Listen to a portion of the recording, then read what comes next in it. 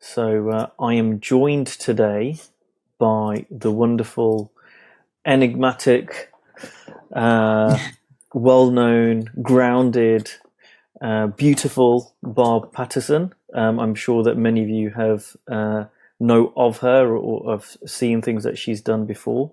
And this is a webinar that we are titling "Why Engagement is Key to Your Coaching Success."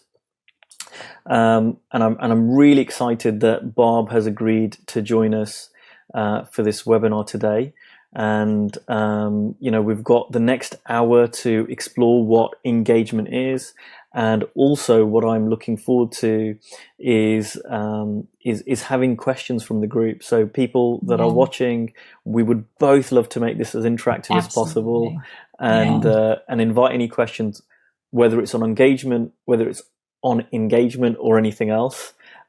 Very, very happy to do that. But just in case someone has been living under a 3P rock or any other kind of rock and they don't know anything about you, Barb, and we do have some people who are very new to the principles in this group. We've got some people who've been around them for a long time. But could you give us a little bit of background as who you are and the work that you do? Sure. Yeah, I'm thrilled to be here, Ankush. And I just want to say before we start, I love the spirit at which you do this and the service you provide in your heart and what you bring to it. So thank you for the invitation. I'm really happy to be here. I have been in the personal development, both as student and teacher, and then that early on in my early 20s. And then that morphed into this organizational development and leadership development. And so over the last 25 years of my career, it's been very much about transformation and change, whether that was from an individual standpoint or whether it was from an organizational or leadership standpoint. So I've been in that arena. And I was just talking to somebody the other day that I think the first time I heard the term coach from a business or personal kind of perspective was like in 1997. And I saw an interview by Thomas Leonard, who often gets coined as kind of the father of coaching and all of that. But I remember hearing that interview or watching it on one of those news programs and thinking, I want to be I do that. I want to do that. And immediately started looking at how to train myself and where to get trained. And there was an organization called Coach University. And I took my first class in either 97 or 98 and kind of have felt like that's been a part of what I have offered since that time. And so I have been inside organizations. I was an executive most recently, living in Paris and the head of talent management and leadership development. But I've also been a consultant and a coach for many, many years and have had my own business. And in 2011, I decided to go back to doing my own thing. And I wanted to hire a coach, right? Wanted to hire somebody that would help me be successful, that would be a strategic partner for me. And I came across Michael Neal, who I know many of you or maybe all of you know of. And at the time I hired Michael because I knew he knew the coaching world and he was successful. And, I just liked his energy, but I didn't know anything about the 3 principles. And I just love how we can follow that innate wisdom, that place that we're drawn to, and then and we think we know why. Like I thought Michael was going to help me with my business, which he did. But more importantly, he completely changed my life by introducing me to this understanding of the 3 principles. And he started to do that with me one-on-one and personally, but then as I got into seeing more of this understanding for myself, it was a natural progression to say, oh yeah, this is what I want to do with my coaching clients as well as with my organizational business clients, kind of my consulting. So that's it in a nutshell. Now, I know we're live on Kush. And so I'm happy to go with the flow, but I can't see you anymore. So I don't know if you Yeah, got cut. that I'm still here. We're still hearing you. I Okay. noticed that I'm not in my usual office, and so I'm a little bit further away from my hub, and I'm noticing that my screen tells me that I'm losing frames, i.e., the Okay. internet is not strong enough. So I've switched my video off, which has seemed to help. Okay, Um, great. so if that's okay with you, I'll leave my video off. I think my group Of has seen course. far too much of my face, and I think would much rather look at you today, and hopefully that will keep us going. Great.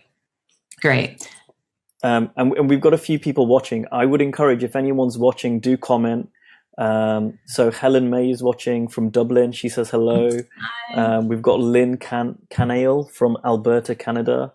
Hi, Lynn. Niels Harteman, who I know you know, who helped set this up, is Yeah. watching too. We've got a whole bunch of Yeah. other people. So please, let us know that you're watching, and I'll pass the message on if you like to Barb. It sounds like you've done an awful lot in your background, and it's great that you had the opportunity to work with Michael. I knew I shouldn't have said that, because now I'm going to keep getting hello. So Birdie Brown says hello. Anka says hello. I'm going to Hey, interrupt Barney. myself. Yeah. So some of these names you may be familiar with, Mm-hmm. and really, I know when I spoke to you, we spoke for the first time only a few months ago. Oh my God, Amy Johnson's watching. Hi, Amy. So Amy. yeah. Read Amy's blog today. It's really good. Sorry. Shout out for Amy. Yeah, so I know when I spoke to you, I was like, oh, Barb must have been around the principles forever, right? Because I saw that you teach alongside George and Linda, and so I Yeah. was like, I just assumed that you were one of these first generation teachers, and yet you've been relatively new to the principles, to this Mm-hmm. understanding. Mm-hmm. What do you put that down to, that you've kind of been quite new? You started working with Michael. Michael's fairly new, in the big scheme Yeah. of things, compared to a lot of Yep. other teachers. Mm-hmm. And now that you are kind of up there, if you like, sharing the stage with people like George and Linda, was it luck? Is it something you're doing differently? Because I'm sure a lot of people watching this have that same thing. They've been impacted by the principles. They'd love Mm-hmm. to share this, and they don't feel like they can get up there, or it's possible, or probably would love Yeah. to know what your answer is to that question. Yeah, well, it's funny because I think it kind of falls into the title of today's conversation around engagement.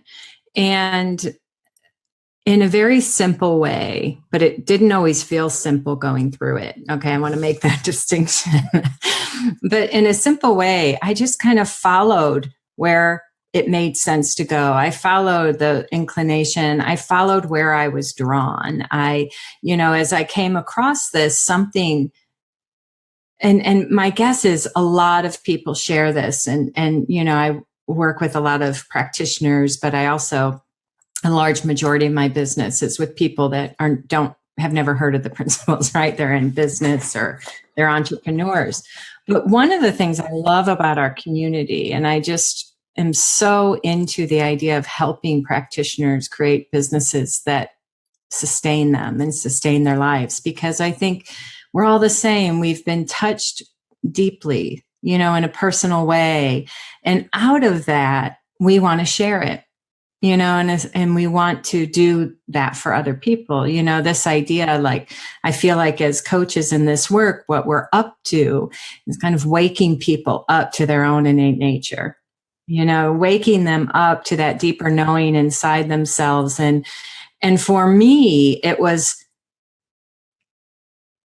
this idea of who's running the show in Barb's life, who's taking the lead. And what I mean by that is I came to the table, like you said, with a lot of experience, a lot of different training that I had participated in and also taught, and a lot of experience. But this understanding and kind of a relationship to that deeper knowing inside myself was new for me.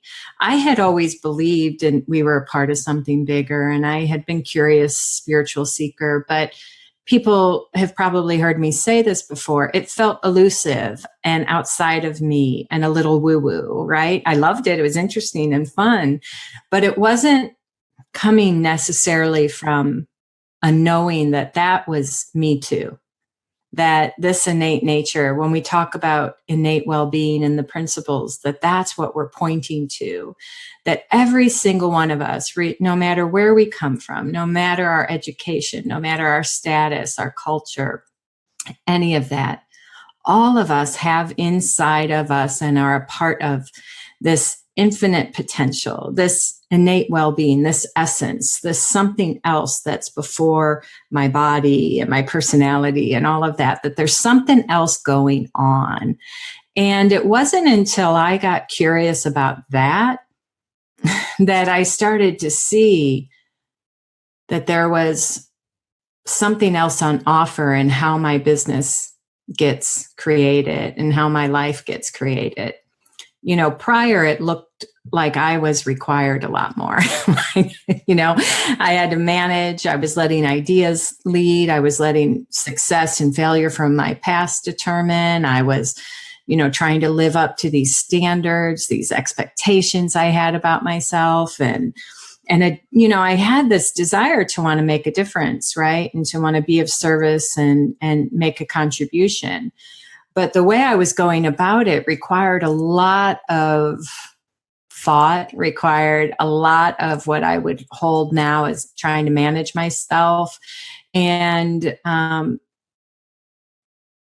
what I see now is, even though it looked like that was required, what the principles have helped wake up inside of me is the knowing that beyond my moment to moment experience, beyond my ideas for success, beyond my past, beyond my successes or failures, there's something else on offer to us.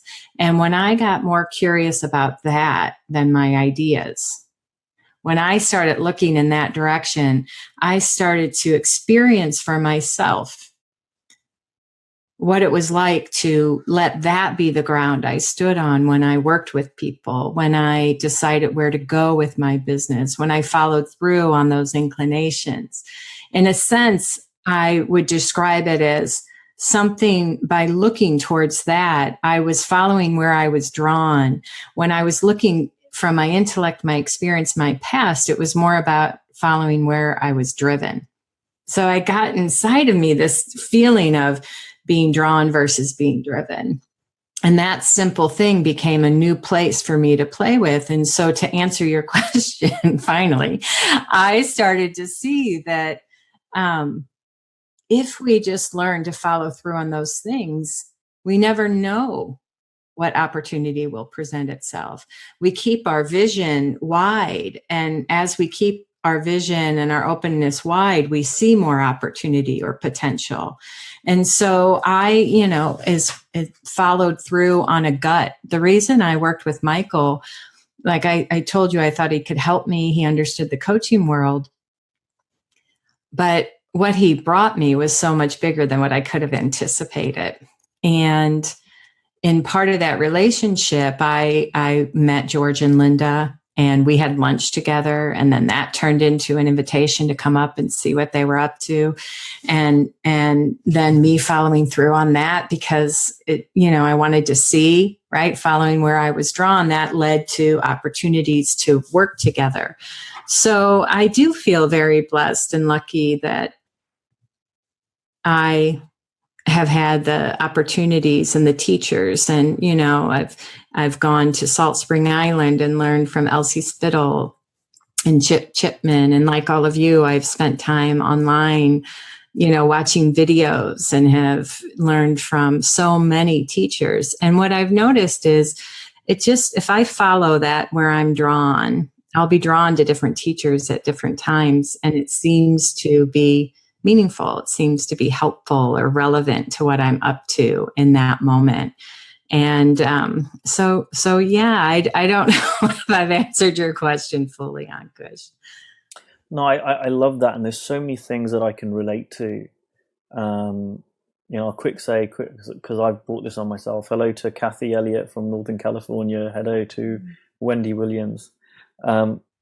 I can so relate to, what you're sharing, because I know, as I've been on this journey since 2012, and at every step of the way, the only thing that's been my guide is my gut. And I Mm. don't know about you, Bob, but I love what you said. Is like, it was, I don't know what word you use. It was effortless, but it didn't feel effortless, or something like Yeah. that. And I can so Yeah. relate to that, because at times it can look really scary, but Mm. I've just followed that gut instinct, and at every step it felt like there was at least one person telling me I was doing it wrong, right? Because Yeah. that's the beauty of the internet now. It allows us to connect with so many different people, and we've got so much more information, but we've also got so many opinions. And I Hmm. and I think in this world of so much information, really, I think we're very lucky to, be I feel lucky to be introduced to the principles that gives me that kind of North Star, if you like, that Hmm. there can be lots of things that make logical sense, but Hmm. there's only one gut that I've got. There's only one inner guidance system. And it sounds like what you're saying is that you just followed that inner guidance system, and that it Mm. was that inner guidance system that led you to take the decisions you took, and Mm. you've been following that through. um, Yeah. Yeah, and I think there's two things that come to mind in what you're sharing. One is, um, there's the inner guidance, but there's also a willingness to take a step forward. There's a willingness to engage. I love podcasts and I love all that stuff out there. And I was talking to somebody at one point, and I had this realization. There's this work out there about reverse engineering. And I think that's kind of the premise of NLP, but I'm not an expert there. So forgive me if I've gotten that wrong. But, there's this idea that if you watch someone who's successful and you look at how they've done it, then we just need to emulate that and we'll be successful as well. Well, you know what I realized one time in a conversation was, oh, you know what? We don't go back far enough in the reverse engineering, right? We go back to what are the steps they took or what's the behavior they've demonstrated. But what I find really powerful is it all started from the same place. They had an idea. They had an inclination. They were drawn to a particular thing. And then they took a step. They engaged in that thing. And all of us, again, no matter who we are, have that capacity. It's a part of the system, the way we're wired, to have our own ideas, to have our own inclinations. And so you start to see, like, oh, yeah, me too. And often in those books or when you reverse engineer, it looks so linear, right? Step 1, 2, 3, but we all know, like, it just doesn't happen that way. But do we really appreciate the fact that if we could have videotaped them in real time, what we would see is that people get an idea, they get an inclination, they engage, and then they course correct. And in wisdom, that innate wisdom, that thing that all of us have going for us is like real time feedback.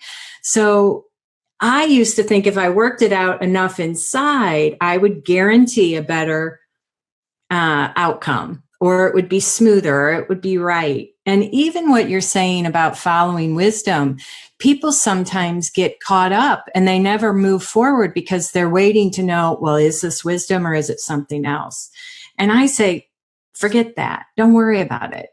That, what happens is creating life, creating business, working with our clients is all an organic, natural momentum of a willingness to follow through on an idea, step into it, engage, and then we get more information. And then we keep course correcting. We go deeper. We go in that direction, or we say, oh, no, I need to adjust a little bit.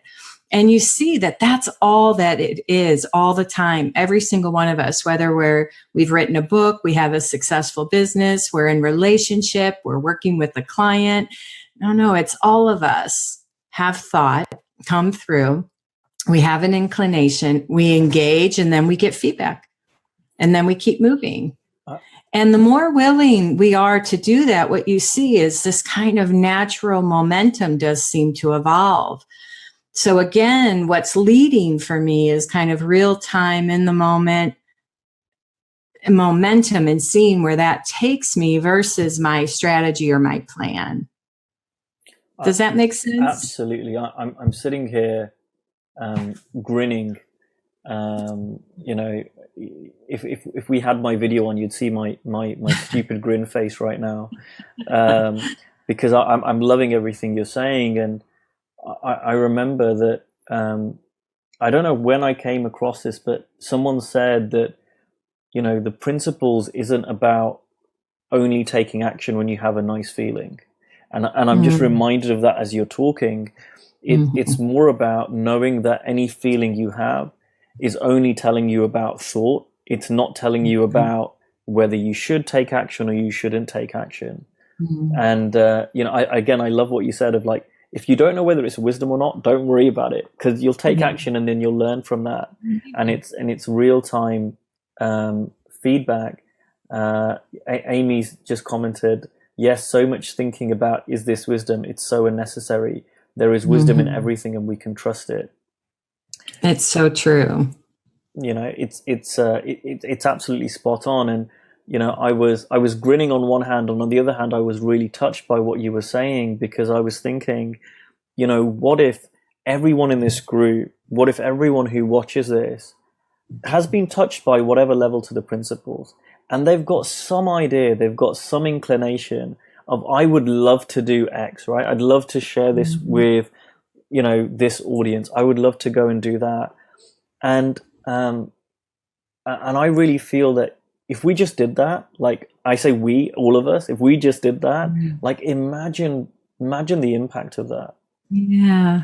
I know and that's the part, like, I'm like you, really touches me, is to give people the freedom who have been impacted and want to share, to take the pressure off of all the thought and just engage, just step into the small idea. You know, a few years ago on Kush, I was up in La Conner, and George and Linda and I were working together on something. And George said to me, you know, Barb, I want to talk to you. And he said, I've noticed that your inspiration seems to be gone.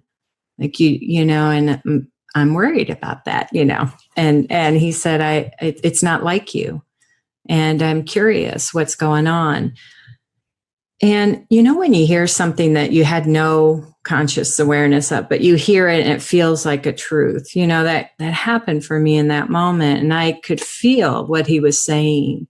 And we were like in between meetings and other things. And so I said to him, I said, you know, George, I know there's something there for me, and, you know, I'll hang out with it. And we both went on and did our other things. And the next morning, I think it was the next morning, my time might be a little off, I woke up and this song from a Barbra Streisand movie, I can't remember the name of the movie, but she's singing Don't Rain on My Parade, is going on in my head.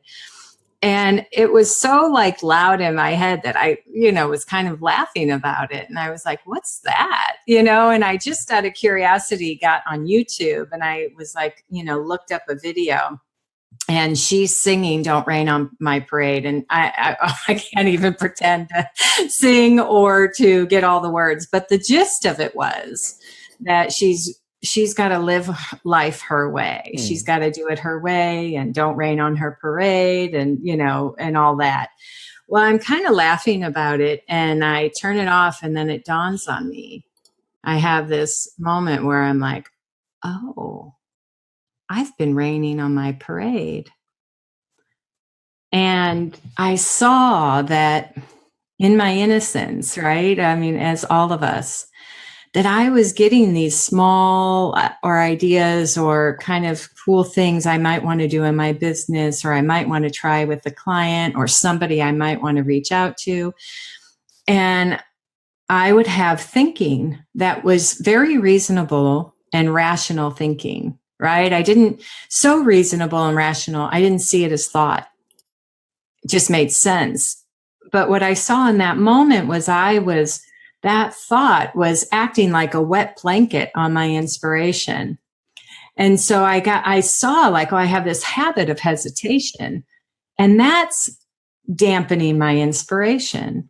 And as soon as I saw that, I just felt so much more inner freedom and expansion. Like I saw rational, reasonable thinking is just that, just thought, nothing more. It doesn't, and then in that, I was able to kind of start to wonder again about those places where I felt inspired. And that thought looked like, hey, no, don't do that now. The timing isn't right. Or, hey, oh, that's stupid. That won't really work out for you. Or, you don't, what would you say if you called that person? Right. Like it was just kind of commonplace thinking. I didn't see it as self-doubt. I didn't see it as self-doubt thinking, right? Or insecure thinking. Again, it was reasonable. But as soon as I saw that in that moment, I went, oh, okay. What if I followed through on those small inclinations? What if I engaged in them? And in doing that, I started to experience more joy. My natural inspiration immediately kind of came alive again. Right. And I really saw that it was in the following through and being engaged in those inclinations that filled me up, that gave me information. It wasn't in getting the end result or, having it work out the way I thought. I really saw, oh, no, the inspiration became more alive when I just gave myself permission to follow through on those inclinations. And then let that kind of inform me.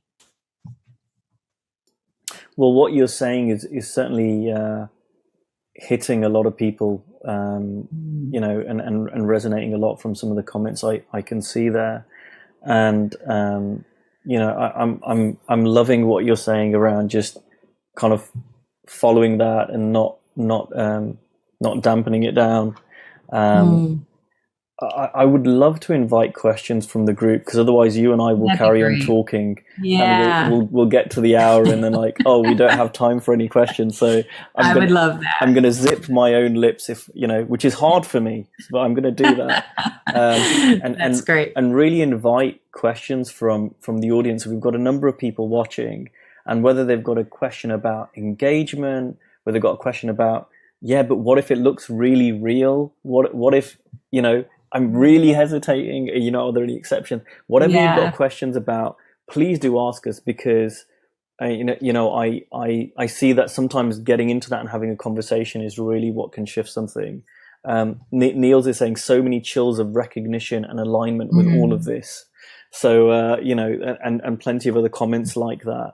So I would really love to hear from people around what this looks like for them, and any questions they've got, any practical things that they might have about engagement, about growing their practice, about sharing the principles. One thing I want to ask you, actually, while we wait for a question to come in. Great. Leading question. I'm being a bit sneaky, but what would you say to someone who thinks, well, I'm just not like Barb? Good. That's good. That's good news. Actually, I love that question, because I came from the place of really identifying myself based on my personality and behavior. And when we do that, you can't help but sort of feel like you win some, you lose some, or in my case, win some, lose a lot, right? Like I kind of saw myself as principles have highlighted and being in this journey and point to what we're talking about who's the boss, my ideas of who I am, or is there something else on offer, something else that is actually alive in us and available and takes us on this journey. And when I saw that, I realized that we are not, this may sound trite, but it was it was profound for me to see beyond that. I am not my behavior. I am not my personality.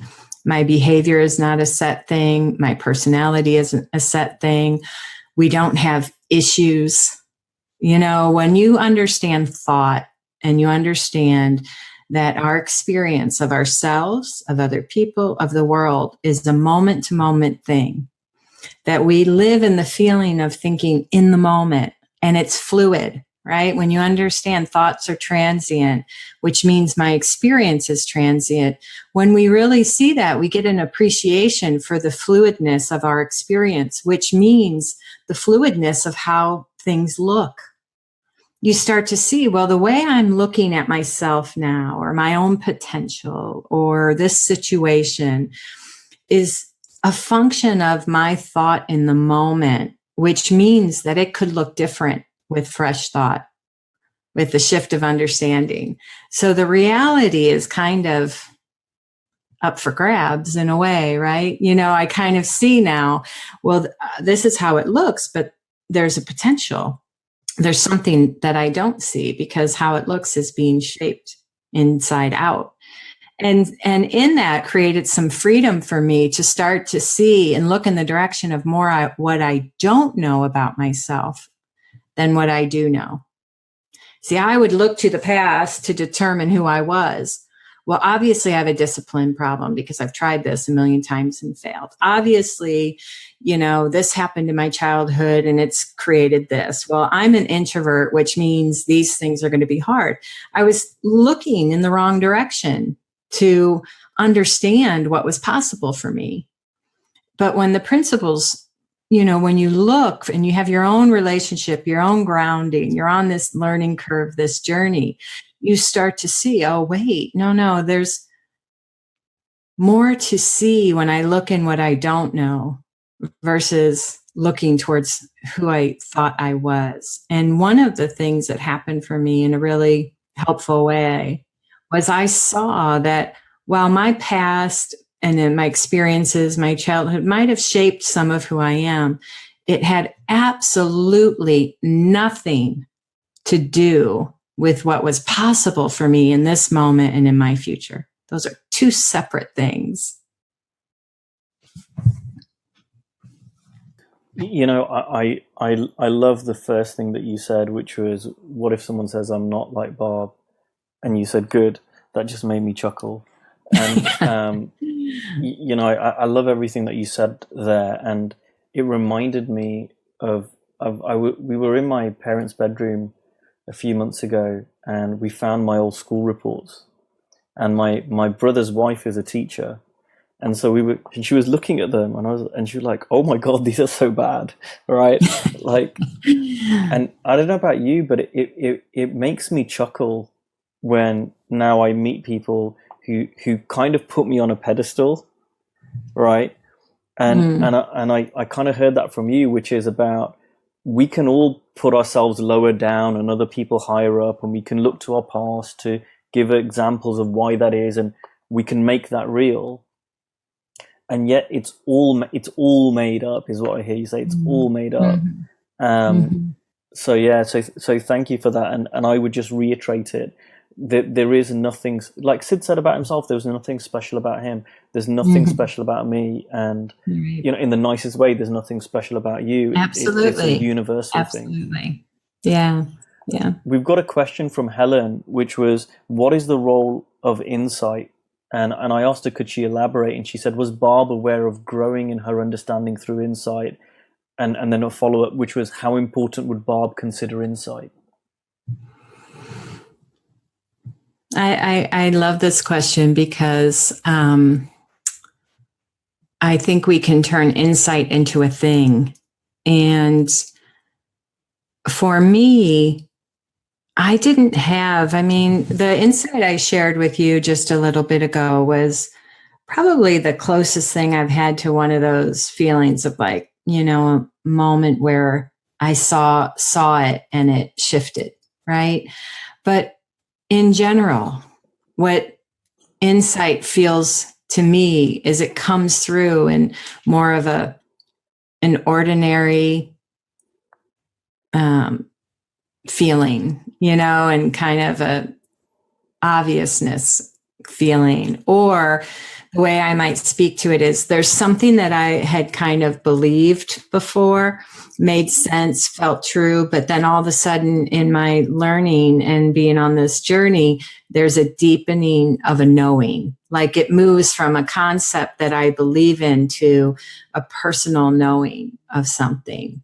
And that feels more subtle. It doesn't feel like, kind of, I think sometimes the way insight gets portrayed here is, you expect the choir of angels behind it, the waters to part, like it's a moment where, and that has not been my experience. And the other, and I think when we get an appreciation for the fact that we are designed, it's a part of the system and the design to have shifts of understanding or shifts of perception or perspective. Like you can, and I'm using those words on purpose right now to point to the ordinariness of it. Because when we see the ordinariness of the fact that we can be entrenched in something and then have a shift, and all of a sudden we have a little bit of distance from it, that little bit of distance is huge and goes a really long way in being helpful. That's happening all day long. Some things we have like feel fresh and new and exciting to us, but all day long we're having insight, right? Sight from within that shifts and changes. So shifts of consciousness, shifts of understanding, fresh thinking. I mean, that's the other thing. I'll just share, I would hear this fresh thinking. And so I wanted fresh thinking, like I made it into a thing, like it was big, like insight was going to be big. New thought, like new thought meant it was a thought I never thought before versus just new in the moment, right?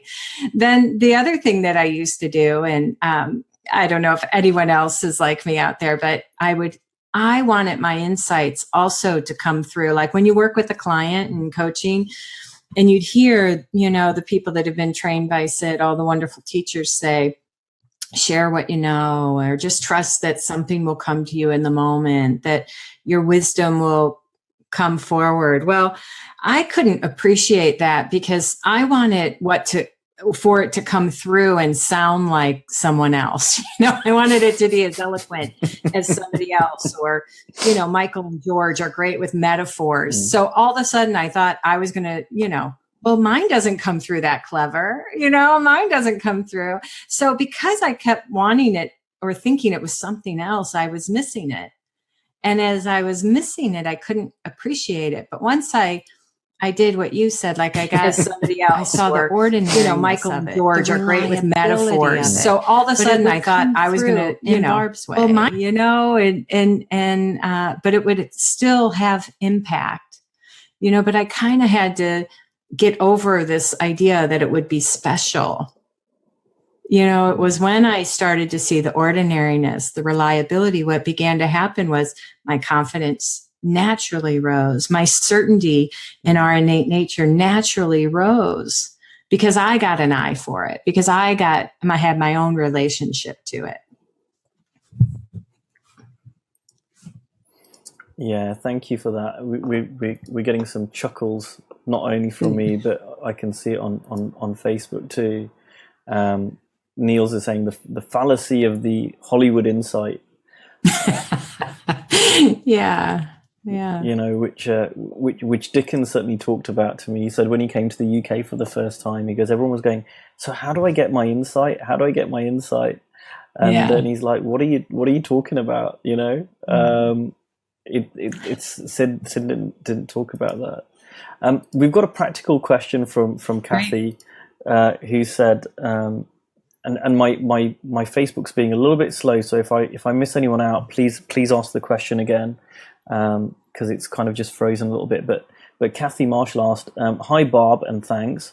A number of years ago I heard you speak and you explained how 3Ps teachers told you not to prepare your talk, not to memorize anything, but to be spontaneous.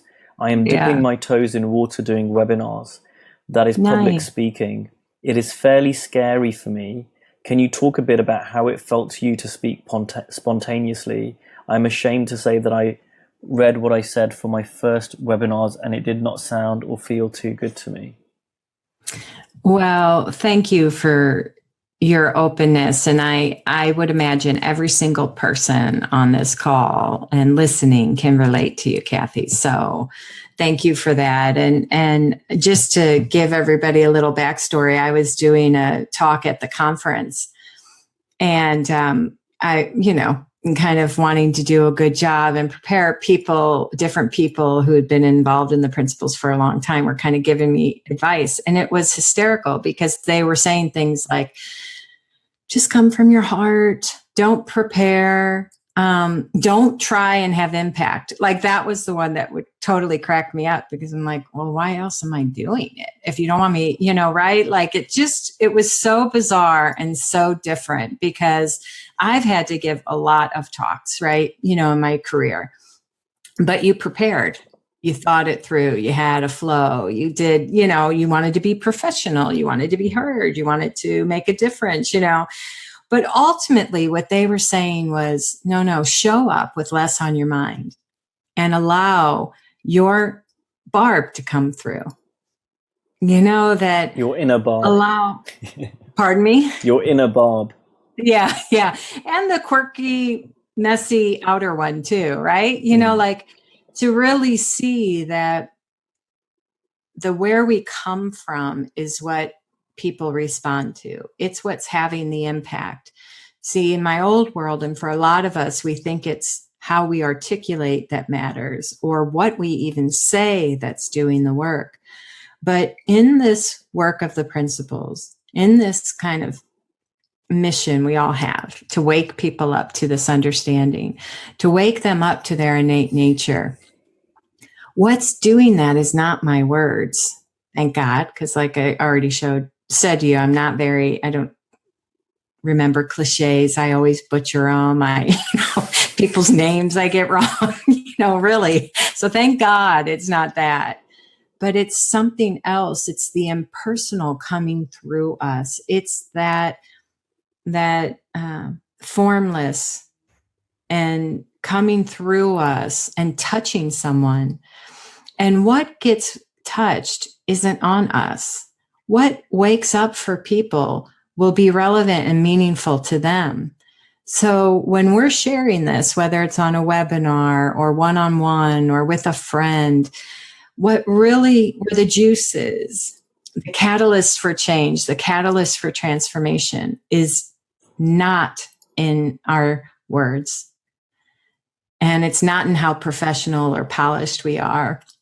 It's in where we come from. It's allowing that to come through. And the easiest way to do that, really, sincerely, is just be you. And I know that can sound like a bumper sticker, but try it out. Try it out. Connecting to that innate nature inside of you, to the sincere, heartfelt desire you have to want to connect to somebody or connect to an audience or to share what you know. Let that be the place where you come from and let it emerge. Let whatever you want to emerge. Now, that's ultimately kind of the bottom line, but I want to say something about preparation because I hear this a lot from 3 Principles people. It's almost as if there's this myth in the 3P community that any preparation is bad. Like it's sort of like, oh, if you're a 3P teacher, you never prep. Well, that's just not true either, right? What I want to say is, I'll just speak for myself here, right? But when I know I have to give a talk at a business, or I have a video I'm going to do for some entrepreneurs or a program I'm offering. All I do is I might, prior to that, tune into what I want to say, tune into what I think might be meaningful for the audience I'm delivering to. But see, mind and the creative process and potential of our minds is there too. It's in the preparation as well. It's in that time. It doesn't just show up in the actual hour you have to present. It's a part of us. It's in everything. So often in that, I'll start to get an idea and a point I might want to make, or something that feels like a direction. And then I just kind of hold that lightly and go with it. And I might even get an idea of a story I want to tell. And oh, okay. Now here's the difference. In the actual time that you're doing the webinar or the video or you're in the conversation, what's leading isn't your plan or even any of the preconceived thoughts you've had. It's the moment. So you allow that feeling of your innate nature. I'm trying to pick words that don't sound so elusive, but the problem is we all have to have our own relationship to what I'm talking about. So you're going to have your own feeling of that inside of you. So find a language, find your own journey of what that means. So that kind of knowing, that essence inside of you, connecting to that, the heartfelt desire to want to just be in service, to want to share. That's enough. That's really all that is needed. And then in the moment, you say what you want to say and know that, thank God, it's not the words that are doing it. It's the where we're coming from and that impersonal nature that we're all a part of. And we're just kind of doing our best in any conversation to, not get that inside someone, to, kind of point to it and see what gets woken, what happens for them. And it was really helpful for me when I took off the table that what happens for the person, the impact that they have, what they see for themselves is not on me. That's their innate wisdom, that they've got that covered. Yeah, it sounds very much like taking the pressure off yourself and taking the pressure off the person listening as well, and it's just relaxing into that. Diane is saying it's not the words that are doing, it's where we are coming from, is what she hears. And I love that. And it's so funny because I love what you said, is that sometimes it can seem like, no, don't have any techniques, don't do any preparation. And I've done that a few times, and I think in general I liked not doing much prep, and I realized that I had turned not doing prep into a technique. And that's right. That's right. As a way. Absolutely. Yeah. And just like, I think moving past all of that, because then it all becomes form, right? Of just going, what makes sense in the moment. And so now I still don't do a ton of prep, but I might have a think about, who am I talking to? Does anything occur to me to share? And so when I do some of my events, I came across something that Steve Chandler posted online about grapes, and about how grapes can, when one grape is next to another grape, it encourages it to kind of, turn into a grape. It was a lot more eloquent than I just said. Let me put it that way. It's nice. And I saw that and I thought, you know what, this would be a lovely thing for me to share in my group, because it really resonates with how I see people, that as we evolve and we see past our own misunderstandings, we help other people to see about their own misunderstanding, not by teaching them, but through being. And so it was helpful for me to kind of do a little bit of prep in terms of print that out and have it ready, and then have the option to totally ignore it if I wanted to. And that's right. Well, and you know what?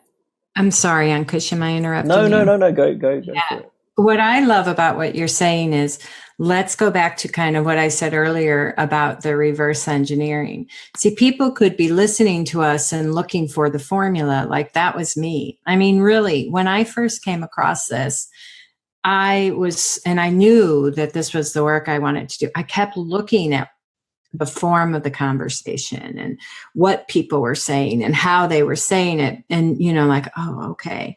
And I wasn't going back far enough. And right now we're kind of sharing our thing. And so people could be saying, oh, okay. So before a talk, I think about the audience. Well, maybe, but what I think is the more impactful point in what we're saying is something occurred to us in the moment. So Ankush had his own thought to print the grape thing, right? That came through. That was his innate wisdom, that kind of inner knowing, that giving us ideas. And so he did. I had a thought about, a story come through. Like, that's the thing. That's equal for all of us. That's happening all day long. That's reliable.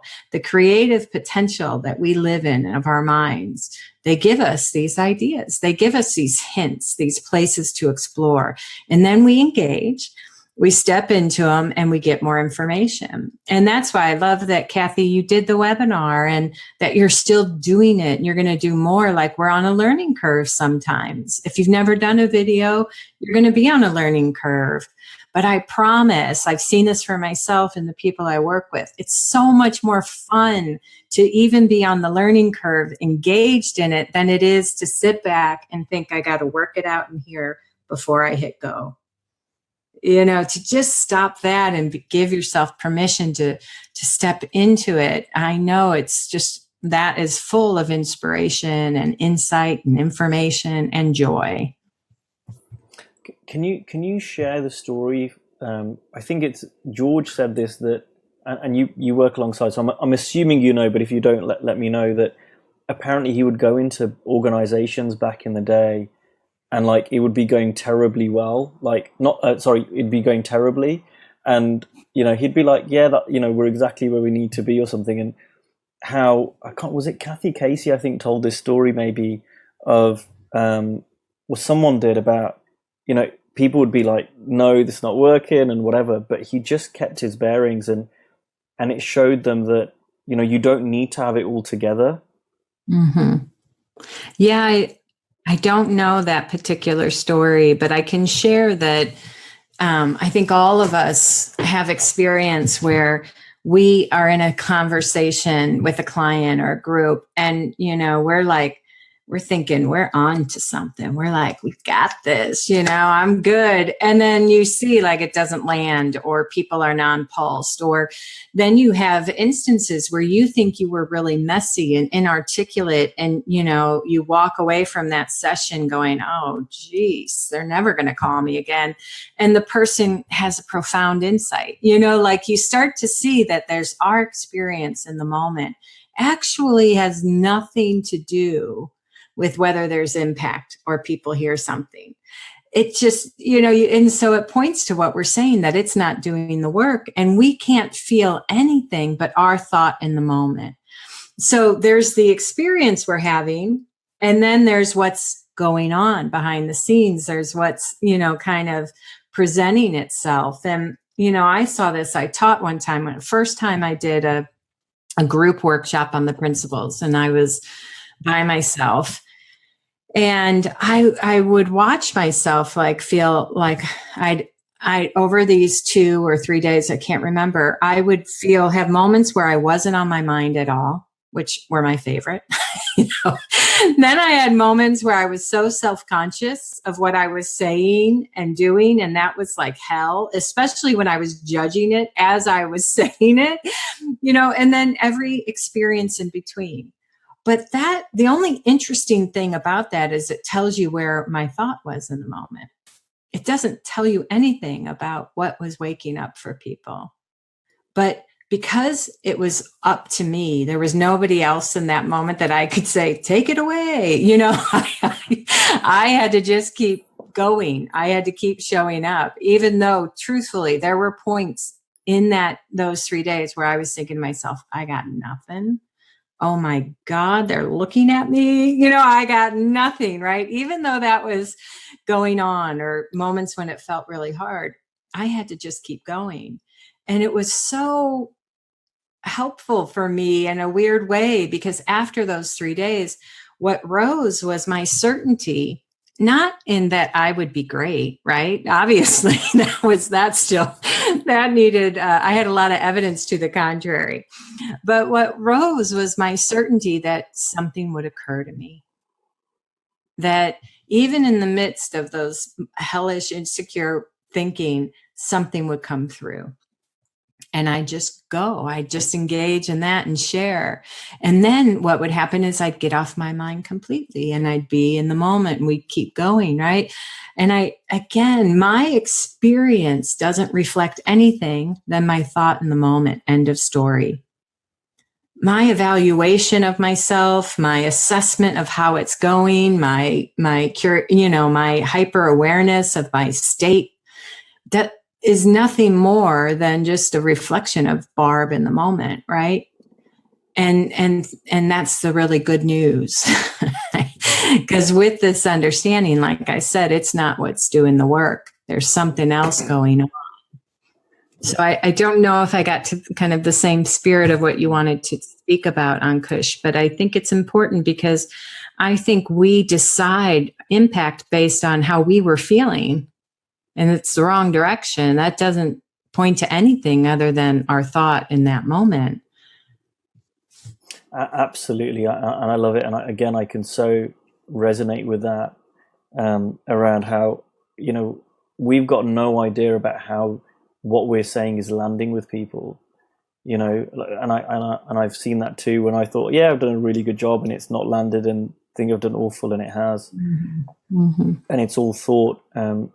Kathy's commented and said, the hardest part is staring at a blank screen and not seeing the faces of people I'm talking to. Mm-hmm. Thanks loads for talking about preparation. And, combining that with what you've just said is, that's just thought too. The number of times, Kathy, that I've spoken to an audience and I can see their faces and their faces are blank and I'm getting no information. I've had loads of insecure thinking coming up, and I don't know if it's me or it's all 3P teachers. I find that when I'm talking, people get really quiet and I'm like getting no feedback whatsoever. And I remember when I first did my first few talks, I'm like, oh my God, I am bombing so bad.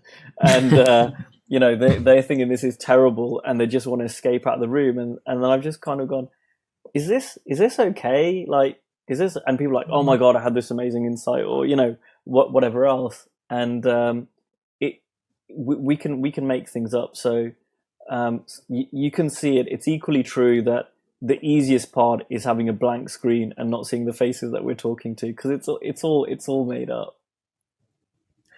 Yeah. And all we do is we show up and we do the best we can in any given moment, and realize that, our willingness to show up is enough, and that